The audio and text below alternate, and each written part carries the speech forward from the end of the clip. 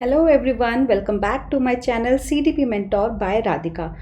आज की हमारी क्लास का जो टॉपिक रहेगा वो रहेगा जीन पियाजे की कॉग्निटिव डेवलपमेंटल थ्योरी, यानी कि पियाजे का संज्ञानात्मक विकास का सिद्धांत। ठीक है, पियाजे ने कौन सा सिद्धांत दिया है? संज्ञानात्मक विकास का सिद्धांत, यानी कि जो हमारा संज्ञान है, जो बच्चों में जो संज्ञान है वो कैसे कैसे बढ़ेगा, कैसे कैसे उसमें विकास होगा। ठीक है, अब कुछ महत्वपूर्ण बातें हैं जो हमें जीन पियाजे जी के बारे में जानना बहुत ज़रूरी है, जिससे कि आपको थ्योरी को जानना थोड़ा और इजी हो जाएगा। ठीक है, तो इनका जो जन्म है वो 1896 को हुआ और जो इनकी मृत्यु थी वो 1980 में हुई थी। ठीक है, जीन पियाजे को फादर ऑफ चाइल्ड साइकोलॉजी भी कहा जाता है, यानी कि इनको बाल मनोविज्ञान का जनक भी कहा जाता है।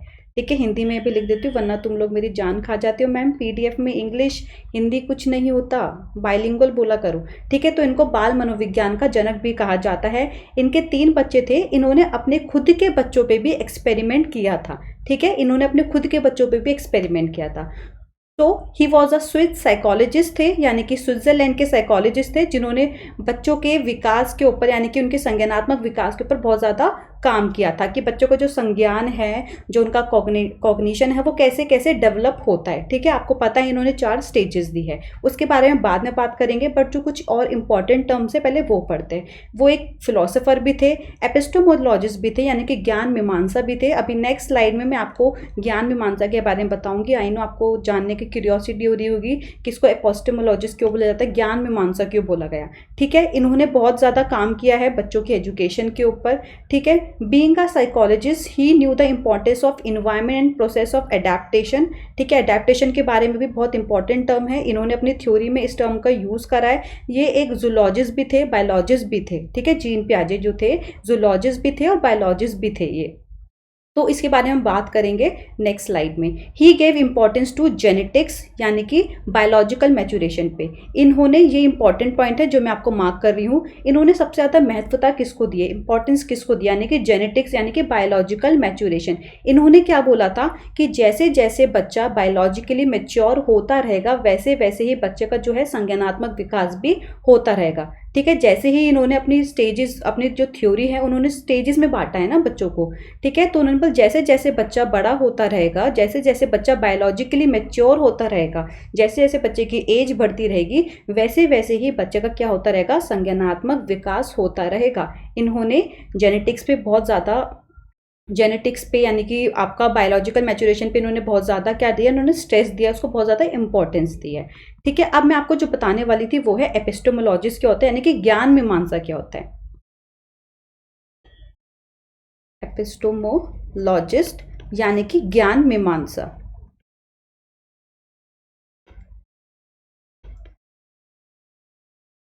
अब देखो ज्ञान मीमांसा क्या होता है, एपिस्टोमोलॉजिस्ट का मतलब क्या होता है, यानी कि जो ज्ञान का निर्माण कैसे होता है, क्या कि ज्ञान का निर्माण कैसे होता है, how the knowledge is constructed.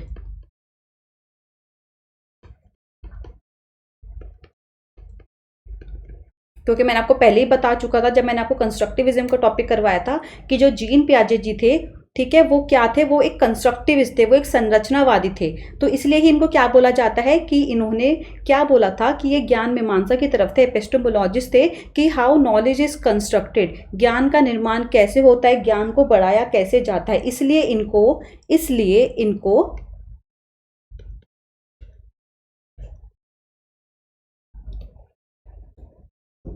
Father of, यानी कि जनक, कंस्ट्रक्टिविस्ट भी कहा जाता है।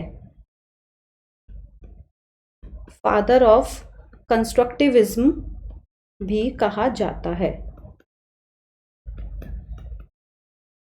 यानी कि इनको संरचनावाद का जनक भी कहा जाता है। अगर मैं हिंदी में भी लिखूंगी एज इट इज तो थोड़ा टाइम वेस्ट होगा, तो मैं ऐसे बोल रही हूँ, जहाँ पे भी आप नोट्स बना रहे हो वहाँ लिख लेना। इसलिए इनको संरचनावाद का या रचनावाद का जनक भी कहा जाता है, किसको, जीन पियाजे जी को। चलिए अब स्टार्ट करते हैं अपना टॉपिक, मतलब थोड़े से जो इंपॉर्टेंट पॉइंट्स है, जो जैसे कि मैंने अभी आपको बताया कंस्ट्रक्टिविज्म यानी कि संरचनावाद। तो जो हमारे जीन पियाजे जी थे वो कौन थे, वो थे एक कंस्ट्रक्टिविस्ट थे, यानी कि वो एक संरचनावादी थे, इसलिए उनको एपिस्टोमोलॉजिस्ट कहा था। उन्होंने ही ये बोला था कि ज्ञान का निर्माण कैसे होगा। ठीक है, ज्ञान को कैसे बढ़ाया जाएगा, इन्होंने बीने के साथ भी मिलकर काम किया था। तो कंस्ट्रक्टिविज्म का मतलब क्या होता है कि ज्ञान का निर्माण कैसे हो रहा है। और जीन पियाजे कौन थे, हमारे एक कंस्ट्रक्टिविस्ट थे, यानी कि संरचनावादी थे। कौन थे, संरचनावादी थे। ये एक रेडिकल कंस्ट्रक्टिविस्ट थे। और जो वाइगॉट्स्की हैं वो भी हमारे कंस्ट्रक्टिविस्ट है, वो भी संरचनावादी है, बट वो सोशल कंस्ट्रक्टिविस्ट थे। जब हम वाइगॉट्स्की की थ्योरी करेंगे, इन दोनों के बीच में डिफरेंस करेंगे, तो मैं आपको बहुत अच्छे से एक्सप्लेन करूंगी what is the difference between radical constructivist and social constructivist. अभी हम पियाजे की थ्योरी कंटिन्यू कर रहे हैं, तो अभी आपको ये चीज़ जानना बहुत ज़रूरी है कि उनका विजन कहाँ पे था। तो वो क्या थे, जीन पियाजे एक रेडिकल कंस्ट्रक्टिविस्ट थे, यानी कि वो एक संरचनावादी थे। उन्होंने क्या बोला था कि ज्ञान का निर्माण कैसे होता है, ज्ञान को बढ़ाया कैसे जाता है।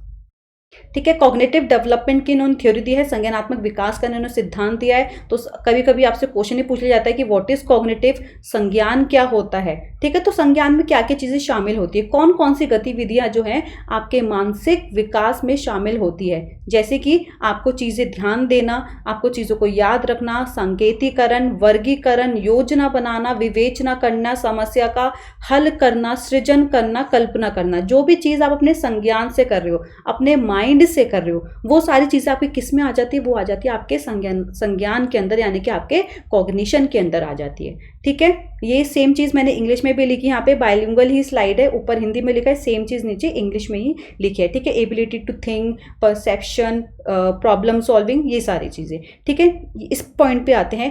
पियाजे studied cognitive development by observing children, यानी कि मैंने अभी आपको बताया था कि उन्होंने रियल ह्यूमंस पे उन्होंने एक्सपेरिमेंट किया था। उन्होंने इवन अपने खुद के बच्चों पे भी एक्सपेरिमेंट किए थे। ठीक है, उन्होंने अपने खुद के बच्चों को भी ऑब्जर्व किया था। ठीक है, to examine how their thought process change with their age. जैसे अभी मैंने आपको फर्स्ट स्लाइड में ही बताया था कि उन्होंने बायोलॉजिकल मैच्योरेशन पे ध्यान दिया, यानी कि जैसे जैसे बच्चे की एज बढ़ती रहेगी वैसे वैसे ही बच्चे का क्या होता रहेगा, संज्ञानात्मक विकास होता रहेगा। ठीक है, जैसे जैसे बच्चे की एज बढ़ती रहेगी वैसे वैसे बच्चे का थॉट प्रोसेस, बच्चे का संज्ञान क्या होता रहेगा, चेंज होता रहेगा, वो बढ़ता रहेगा। इसलिए तो उन्होंने स्टेजेस में बांटा है ना, और यही तो इसका ग्राफ बनता है ना, सीटेट में भी क्वेश्चन आया हुआ है, यही इनका पियाजे जी की स्टेजेस का ग्राफ बनता है। इनके अकॉर्डिंग, पियाजे जी के अकॉर्डिंग जो हमारा डेवलपमेंट है, जो हमारा विकास है, वो क्या है, डिसकॉन्टिन्यूअस है। ठीक है, कॉन्टिन्यूअस नहीं है, असतत प्रक्रिया है, सतत नहीं है, कॉन्टिन्यूअस नहीं है। चलिए, अब पियाजे ने एक बहुत ही इंपॉर्टेंट कंसेप्ट दिया है, और वो दिया है उन्होंने स्कीमा के बारे में। तो ये जो पूरी थ्योरी है, अगर आपने स्कीमा नहीं पढ़ा तो आप थ्योरी नहीं समझ पाओगे। सबसे पहले समझते हैं कि स्कीमा क्या होता है। स्कीमा बेसिकली क्या है, कुछ नहीं है, मतलब एक मेंटल स्ट्रक्चर है ऑफ नॉलेज के, आप नॉलेज को कैसे, स्ट्रक्चर को कैसे ग्रैप्स करते हैं। ठीक है, बिल्डिंग ब्लॉक्स ऑफ नॉलेज है। ठीक है, क्या है स्कीमा, क्या है, हिंदी में भी स्कीमा ही बोलेंगे। मेंटल स्ट्रक्चर ऑफ नॉलेज है, बिल्डिंग ब्लॉक्स ऑफ नॉलेज है। अब मैं आपको एग्जांपल के तौर पे बताती हूँ। ठीक है, जैसे कि सपोज अभी पेंडेमिक सिचुएशन हुई थी, कोविड का टाइम था। ठीक है, अभी तो टल गया है थोड़ा सा, बट फिर भी आपको सतर्क रहना है। इससे पहले जब कोविड नहीं आया था, ठीक है, तो क्या इसके पहले आपके माइंड में इस चीज़ का कंसेप्ट था कि हाँ कुछ कोविड भी होगा, कोई वायरस भी होगा, पेंडेमिक सिचुएशन होगी, क्वारंटाइन, ये सब आपके कंसेप्ट में नहीं था, आपके स्कीमा में ये सारी चीज़ें ऐड नहीं थी। बट जब ये चीज़ें ऐड हो गई आपके स्कीमा में, ठीक है, तो यही कहलाएगा हमारा स्कीमा, यही हमारा बिल्डिंग ब्लॉक्स ऑफ नॉलेज। तो ये सारी चीज़ें जो है आपके स्कीमा में ऐड हो गई, आपके माइंड में क्या हो गई, सारी चीज़ें ऐड हो गई। अब कोई भी आपसे इसके बारे में पूछ ले, आप इजीली उसे बता पाओगे। ठीक है, क्लियर है या नहीं? अगर कोई भी डाउट हो तो बता देना। वैसे कल मैं आपका सेशन लूंगी, थ्योरी वाली क्लास में आपको अपलोड कर दिया करूंगी। ठीक है, इन्होंने, जीन पियाजे ने बच्चों को लिटिल साइंटिस्ट भी बोला है, यानी कि नन्हे वैज्ञानिक भी बोला है। किसने? जीन पियाजे ने। इस पे क्वेश्चन आ रखा है, जीन पियाजे ने बच्चों को लिटिल साइंटिस्ट बोला है, नन्हे वैज्ञानिक बोला है। चलिए अब स्टार्ट करते हैं इंपॉर्टेंट पॉइंट, अडैप्टेशन।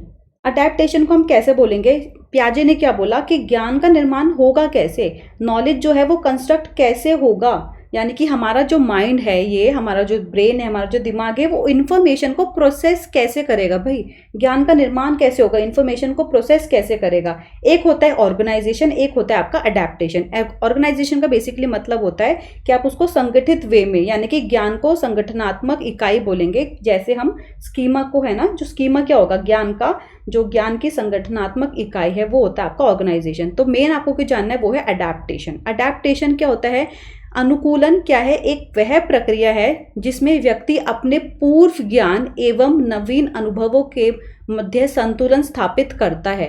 ठीक है, जब हम एडेप्टेशन अच्छे से पढ़ लेंगे ना, ये एसिमिलेशन, एकोमोडेशन, उसके बाद हम संतुलन पढ़ेंगे। ठीक है, जब हम पढ़ते हैं ना, जब बच्चा डिसइक्विलिब्रियम से इक्विलिब्रियम की ओर जाते हैं। ठीक है, अभी आपको शायद ये कंसेप्ट समझ नहीं आ रहा होगा, धीरे धीरे सारी चीजें आपको समझ आ जाएगी। तो एडेप्टेशन क्या, यानी कि अनुकूलन क्या है? अनुकूलन वह प्रक्रिया है जिसमें व्यक्ति अपने पूर्व ज्ञान, अपने प्रीवियस नॉलेज एवं नवीन अनुभवों के मध्य संतुलन स्थापित करता है, संतुलन बनाता है। तो एडेप्टेशन भी आपको क्या है, दो प्रक्रिया के रूप में होगा। ठीक है, पियाजे ने अनुकूलन की प्रक्रिया को दो उप प्रक्रिया में बांटा है। किसमें? दो उप प्रक्रियाओं में बांटा है। First one is assimilation and second one is accommodation. बहुत इंपॉर्टेंट है ये, इसमें ही सबसे ज्यादा आप कंफ्यूज होते हो। ठीक है, सबसे पहले हम जानते हैं व्हाट इज एसिमिलेशन, या फिर आप इसे बोलेंगे आत्मसातकरण। ठीक है, क्या बोलेंगे? या तो आप इसे बोलेंगे एसिमिलेशन, इंग्लिश में भी थोड़ा सा टर्म्स को याद रखना, हिंदी में कभी कभी चेंज कर देते हैं। आत्मसातकरण बोलेंगे यानी कि एसिमिलेशन बोलेंगे। ठीक है, एसिमिलेशन का बेसिकली मतलब क्या होता है? जब आप अपने पुराने स्कीमा में नए स्कीमा को जोड़ते हो, यानी कि ऐड करते हो, तो वो कहलाता है एसिमिलेशन, यानी कि आत्मसातकरण। ठीक है, यानी कि समावेशन भी इसे कहते हैं। मैं यहाँ पे लिख देती हूँ समावेशन। जब आप अपने पुराने स्कीमा में नए स्कीमा को जोड़ेंगे तो वो कहलाता है एसिमिलेशन। ठीक है, जैसे कि समझते हैं, जब आपका पूर्व ज्ञान, ठीक है, यानी कि जो आपका प्रीवियस नॉलेज है, ठीक है, मैं ऐसे शॉर्ट फॉर्म में लिख रही हूं, जब आपका पूर्व ज्ञान यानी कि जो आपका प्रीवियस नॉलेज है नए ज्ञान को प्राप्त करने में सहायक होता है, तो वह कहलाता है समावेशन। यानी कि when your previous knowledge is helpful in acquiring new knowledge, it is called assimilation. ठीक है, तो ये क्या कहलाता है? समावेशन। यानी कि जो आपका प्रीवियस नॉलेज है, मैंने सपोज आपसे कोई एक क्वेश्चन पूछ लिया, ठीक है, आपने अपने पूर्व ज्ञान के आपने अपने प्रीवियस नॉलेज के बेस्ड पे आपने मुझे उसका आंसर दे दिया, तो वो क्या कहलाएगा? समावेशन। यानी कि आपने अपने पूर्व ज्ञान के बेसिस पे नए ज्ञान पे आपने उसको वो सहायक रहा, क्योंकि आपने जो प्रीवियस नॉलेज था, जो मैंने आपसे क्वेश्चन पूछा, तो आपका प्रीवियस नॉलेज उसमें हेल्प करा ना उसने, तो वो क्या कहलाएगा? समावेशन। यानी कि क्या बोलेंगे इसे? यानी कि समस्या समाधान के लिए आपने अपने पूर्व अनुभवों का सहारा लिया। अगर वो चीज आपके लिए हेल्प कर रही है, ठीक है, अगर प्रीवियस नॉलेज, सपोज मैंने आपसे क्या बोला, मैंने आपसे क्वेश्चन पूछा, अगर आपका प्रीवियस नॉलेज आपके उस क्वेश्चन में हेल्प कर रहा है, ठीक है, सहारा दे रहा है, सहायक है, तो ही वो एसिमिलेशन कराएगा। ठीक है, तो ही वो क्या होगा? एसिमिलेशन कहलाएगा। अगर वो चीज आपको हेल्प नहीं कर रही है तो वहां पे आपको कोई ना कोई चेंज करना पड़ेगा, मॉडिफिकेशन करना पड़ेगा। ठीक है, तो एज इन सिंपल आपको क्या याद रखना है? जब आप अपने पुराने स्कीमा में नए स्कीमा को ऐड करेंगे, जोड़ेंगे, तो वो क्या कहलाएगा? आत्मसातकरण बोलेंगे, या समावेशन बोलो, या फिर एसिमिलेशन बोलो। यानी कि समस्या समाधान के लिए अपने पूर्व अनुभवों का सहारा लेना, तो वो क्या कहलाएगा? एसिमिलेशन। ठीक है, जब आपका पुराना ज्ञान नए ज्ञान को प्राप्त करने में सहायक होगा, तो वह कहलाएगा समावेशन। अगर मैं यहाँ पे ये बोल दूं कि आपका पूर्व ज्ञान नए ज्ञान को प्राप्त करने में बाधित बनेगा, उसमें बाधा हो गई ना, तो आपको अपना स्कीमा चेंज करना पड़ेगा, मॉडिफिकेशन करना पड़ेगा, नई इन्फॉर्मेशन डालनी पड़ेगी, तो वो एकोमोडेशन कहलाएगा। ठीक है, तो अभी कंफ्यूज मत हो ना, अभी आपको सिर्फ और सिर्फ एसिमिलेशन समझना है। ठीक है, तो एसिमिलेशन क्या होगा? अपने पुराने स्कीमा में नए स्कीमा को ऐड करना। ठीक है, एक क्वेश्चन के माध्यम से आपको समझाती हूँ। ये क्वेश्चन आपने पढ़ा होगा, प्रीवियस ईयर का ये क्वेश्चन है। ठीक है, सीता ने हाथ से दाल और चावल खाना सीख लिया। भाई एक लड़की थी, उसने अपने हाथ से, उसको उसकी मदर ने सिखाया कि ऐसे दाल चावल खाते हैं मिक्स करके, तो उसने खाना सीख लिया। जब उसे दाल और चावल दिए जाते हैं तो वह दाल चावल मिलाकर खाने लगती है। यानी कि जैसे उसको उसकी मदर ने ज्ञान दिया, उसको नॉलेज दी, बेटा देख ऐसे दाल चावल मिला के ऐसे खाया जाता है, तो जब उसके सामने उसको दाल और चावल दिए गए तो उसने क्या करा? उसने दाल चावल मिला के खा लिए। तो उसने चीजों को करने के लिए अपने स्कीमा में दाल और चावल खाने को डैश कर लिया। क्या कर लिया? She has dash eating rice and dal into her schema for doing things. क्या उसने एकोमोडेशन करा? क्या उसने कोई समायोजन करा? क्या उसने उस चीज को अनुकूलित किया, एसिमिलेट किया? क्या उसने उसको समुचिंता किया, यानी कि एप्रोप्रिएटेड करा, या फिर उसने इनिशिएटेड करा, यानी कि अंगीकार किया? तो यहाँ पे आपका क्या आंसर बनेगा? एसिमिलेशन बनेगा, यानी कि अनुकूल करा उसने। क्या करा? समावेशन किया। ठीक है, उसने कोई चेंजेस तो किए नहीं, जैसे उसकी मदर ने उसको सिखाया दाल चावल खाना, वैसे ही उसने एज इट इज मिलाकर उसने खा लिए। ठीक है, उसका पूर्व ज्ञान जो था, जो उसको उसकी मदर से मिला था, वो उसको हेल्पफुल रहा ना दाल चावल खाने में। अगर उसको कोई और चीज लाके दे देती, पिज्जा लाके दे देती, पास्ता लाके दे देती, तो क्या वो वैसे खाती? नहीं, तो वहां पे उसका पूर्व ज्ञान उसको बाधित करता। ठीक है, तो वो एकोमोडेशन कहलाता। बट यहाँ पे जैसे उसकी मदर ने उसको खाना सिखाया, वैसे ही उसने मिलाकर खा लिया, तो दिस इज एसिमिलेशन। ठीक है, अनुकूलन, समावेशन कहलाएगा। अब आते हैं समायोजन यानी कि एकोमोडेशन। अब एकोमोडेशन क्या है? यानी कि जो आपका स्कीमा था, ठीक है, सपोज आपका एसिमिलेशन तो आप अच्छे से समझ गए होगे। एकोमोडेशन में क्या होता है? अगर आपका स्कीमा गलत हो रहा है, मैंने आपसे कोई क्वेश्चन पूछ लिया, वहां पे आपका स्कीमा क्या, आपका पूर्व ज्ञान वहां पे आपको बाधित कर रहा है, वो हेल्पफुल नहीं रहा, आपको सहारा नहीं दे रहा है, तो वहां पे क्या हुआ, आपका जो है स्कीमा वो गलत हो गया। ठीक है, तो आप क्या करोगे, अपने स्कीमा के अंदर कोई ना कोई चेंज करोगे, कोई ना कोई मॉडिफिकेशन करोगे, कोई ना कोई न्यू इन्फॉर्मेशन ऐड करोगे, यानी कि हिंदी में बोले तो आप वहां पे कोई ना कोई संशोधन करोगे या परिवर्तन करोगे, तो वो कहलाता है आपका एकोमोडेशन। क्या कहलाएगा? एकोमोडेशन। एग्जाम्पल के थ्रू समझते हैं। ठीक है, जैसे कि ये एक लड़की है, इसने एक बर्ड देखी, ठीक है, तो इसने देखा कि बर्ड है वो उड़ रही है, तो इसने अपनी मदर से पूछा कि हाँ ये बर्ड है, ये सारी चीजें। बट नेक्स्ट डे वो क्या गई, छत पे गई, तो उसने एक एरोप्लेन उड़ता हुआ देखा। ठीक है, तो उसको लगा ये भी बर्ड है, भाई वो भी उड़ रही है ना, ठीक है, एरोप्लेन भी उड़ रहा है, तो उसको लगा ये भी बर्ड है। फिर इसकी मदर ने इसे क्या बोला,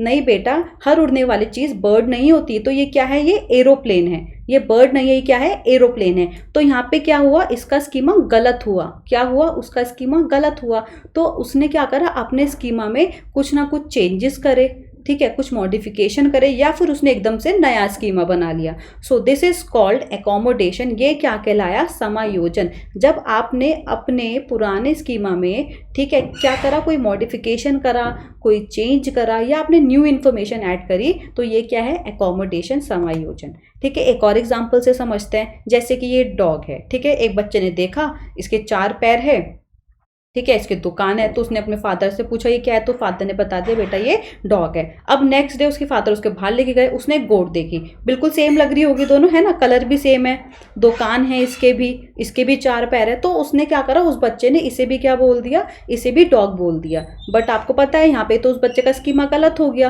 क्योंकि ये डॉग तो है नहीं। क्यों? क्योंकि यहाँ पे डिफरेंस है ना दोनों की वॉइसेस में, है ना, दोनों की आवाज में फर्क है।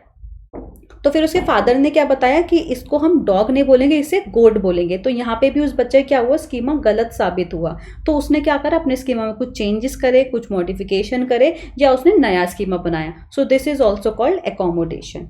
ठीक है, आई होप सो इतना क्लियर होगा आप सभी को। तो एक बार फिर से थोड़ा सा रिवाइज कर लेते हैं, अभी क्वेश्चन के बताऊंगी माध्यम से। सो एसिमिलेशन क्या होगा, आत्मसातकरण यानी कि समावेशन क्या होगा, जब आप अपने पुराने स्कीमा में नए स्कीमा को ऐड करेंगे।